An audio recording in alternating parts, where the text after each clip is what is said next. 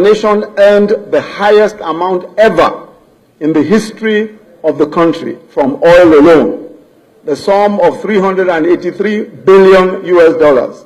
That is the highest amount of money that our nation has ever earned, even in a 5-year, 6-year period. That's the highest in the history of this country. Oil was selling at between $100 and $114 a barrel. That is why you ask yourself, so where are the roads? Where is the railway? Where are the projects that ought to have been done? Where is the infrastructure? When you earn the highest amount of money, in this Abuja, if the way they were throwing all the money that was earned then around, if they had even used it to complete the Abuja-Kaduna Railway, it would have been better. We had to come and complete it. It's our government that completed it. If they had used the money to complete the Abuja Light Rail, they didn't complete it. It was started years ago, 2005. We had to come and complete it. And we were earning, when we came into office, $30 a barrel with less than 1 million barrels a day sometimes. From 2 million barrels a day at $100 to $114 a barrel. Yet with all that money, $383 billion US, what happened? When we came into office, just as Asiwaju had said, look at the number of states that were owing salaries, despite the amount of money earned. The president insisted that we must assist the states to pay those salaries. He said, and many of us will remember, that look, I have never been a businessman. I've always earned a salary in my life. Yet, I know how painful it is when a person does not get a salary. We will not allow that to happen. So we supported the states, all the states, to pay their salaries. We supported, and we did so 3 times consecutively so that they will be able to pay their salaries. Only Lagos State, I think it was only Lagos State that turned down the loan because they had enough money at the time. We have been earning 60% less than the previous government. Yet, in the past 3 years, we have spent 2.7 trillion on infrastructure, the highest in the history of the country. The highest. How can you earn less and spend more on infrastructure? If you don't steal the money, you can earn less and spend more. The simple reason is that by using the TSA, by insisting that money meant for infrastructure will go to infrastructure, President Muhammadu Buhari has been able to do much more with so much less.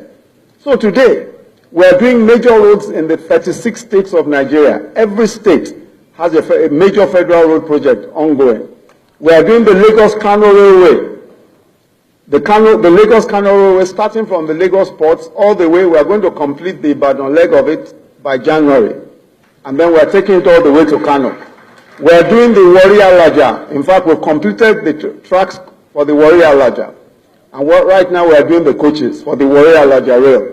We are doing Mambila. Warri-Alaja, by the way, has been there for 35 years. Budget after budget. They've been doing it for the past 35 years.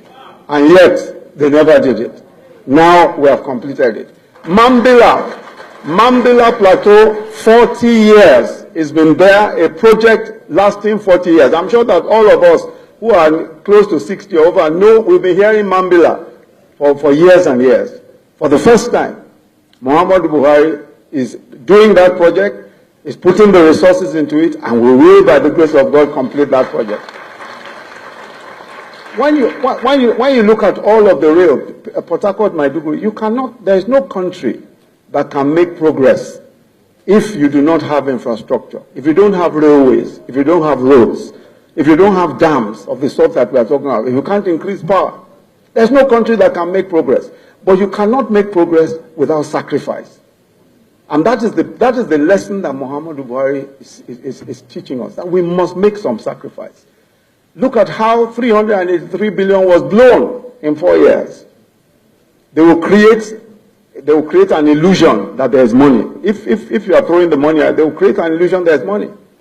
But after that, When we came into office, 30 billion was what our external reserves was, after all of that earnings. Today we are at 44 billion, despite earning 60% less. We are feeding 9.2 million children every single day in 26 states as part of our school feeding program. 9.2 million children every single day. We are giving 2 million petty traders the trader money loan. You see the way they are getting very angry about trader money. Very, very angry. Every time they talk, they just can't, they just get angry. But when you take care of the poor people, only those who are wicked and evil will complain.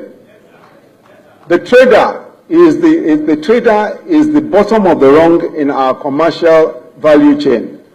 Is the most hardworking. The petty trader is the most hardworking. Some of them, all their inventory is not up to 2,000 naira. I met a woman who was selling her pomo in the market here in Yanya market here. All her pomo in a bucket. I asked her, how much is this pomo? She says maybe it's about 3,000. All the pomo in the bucket, about 3,000.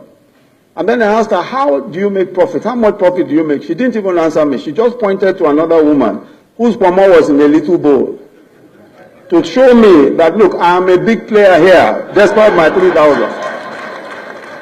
That's the kind of thing that we see.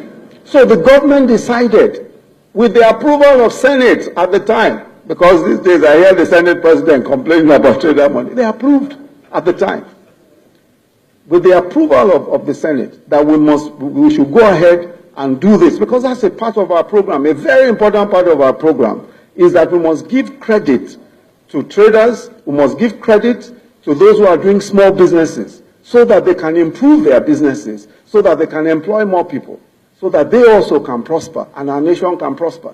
This is the reason why we're going around doing the trader money and also what we call market money all over the country. 2 million petty traders. And we're going to continue to do so because our people deserve a better life.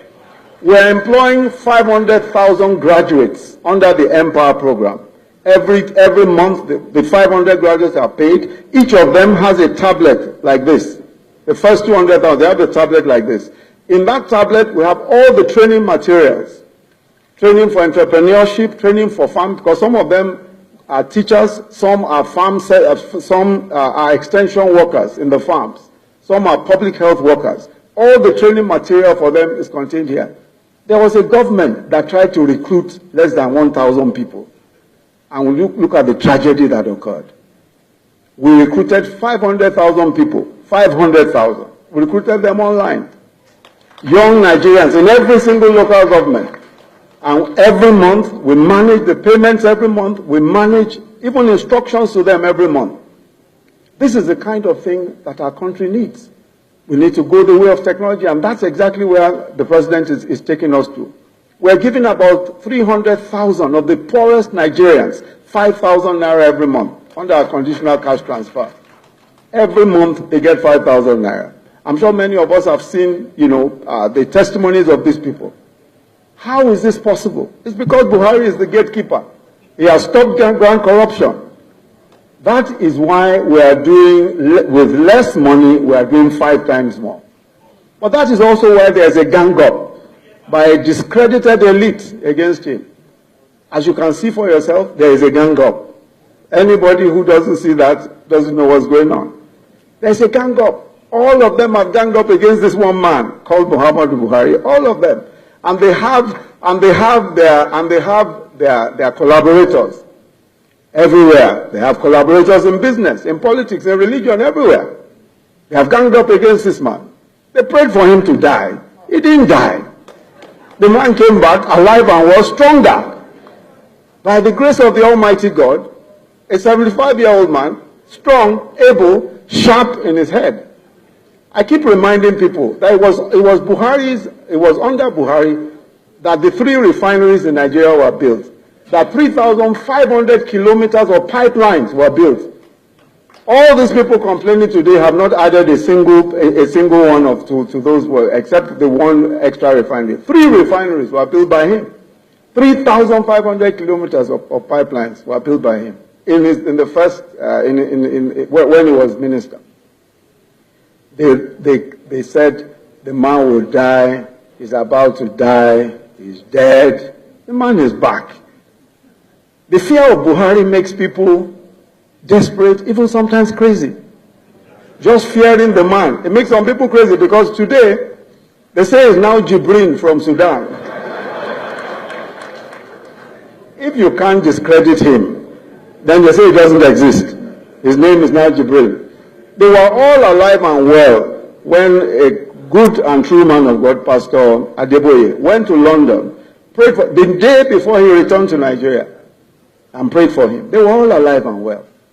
How will one Jibrin sit in Federal Executive Council with all of the memos and all of that, engage every single memo, including the memos he is presenting? How will he consult with his ministers? I speak to him almost every day. He says, but we must not assume that these people are just crazy. No, we mustn't assume that they are just crazy. No. We must go beyond that. We must recognize that their strategy is very simple. If you tell a lie often enough, after a while, people begin to believe. That is what they are trying to achieve. Buhari is not only alive and well, he will, by God's grace, live long and well after his second term in office.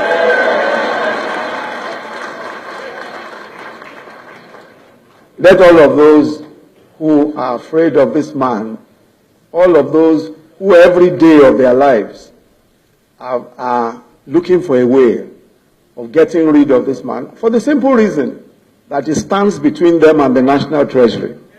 That's the simple reason.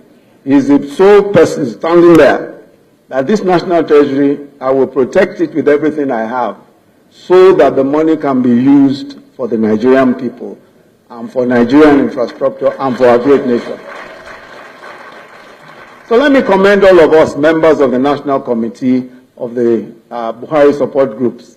You are the vanguard of the battle for the soul of our nation. And we are going forward, we are going higher, we are going to the next level. God bless Nigeria, God bless the APC.